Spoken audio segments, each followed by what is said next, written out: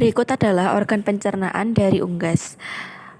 Pertama, ayam makan melalui paruh, kemudian akan masuk ke eskofagus, kemudian setelah itu akan masuk ke crop atau yang biasa dikenal dengan tembolok, kemudian masuk ke proventriculus, setelah itu akan masuk ke gizzard atau ampela.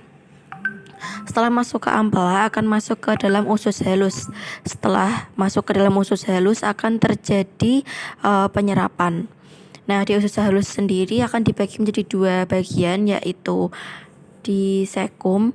Setelah itu akan masuk ke usus besar dan yang terakhir akan masuk ke kloaka.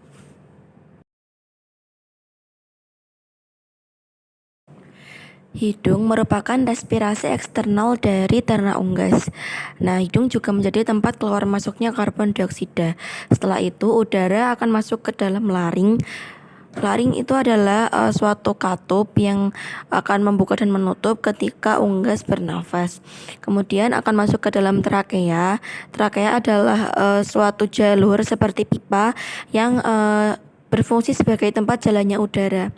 Setelah itu udara akan masuk ke dalam percabangan yaitu bronkus yang memisahkan antara paru-paru kanan dan juga kiri. Nah, di sini udara akan difiltrat dan kemudian di dalam bronkus ada cabang-cabang kecil yang dinamakan bronchiolus.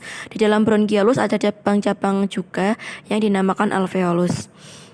Ada 3 gelambir di paru-paru kanan dan 2 gelambir di paru-paru kiri. Fungsinya sendiri untuk pertukaran karbon dioksida.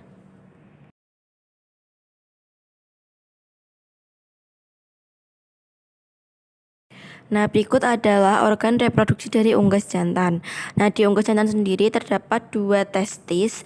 Kemudian setelah itu ada epididymis. Nah, epididymis ini melekat dalam tubuhnya unggas. Kemudian ada namanya vas deferens, itu juga menempel di tubuh.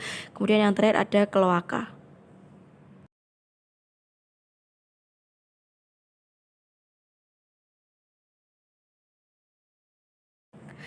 Pada saluran reproduksi unggas betina terdapat ovarium, kemudian setelah itu ada yang namanya oviduct.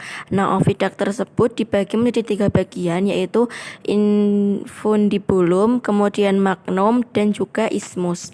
Nah, selanjutnya ada uterus. Nah, setelah uterus akan ada vagina, kemudian unggas akan mengeluarkan telurnya dari kloaka.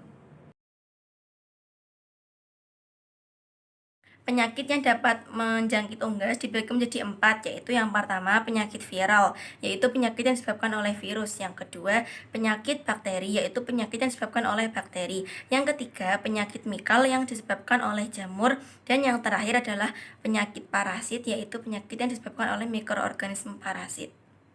Sekian dari saya. Wassalamualaikum warahmatullahi wabarakatuh.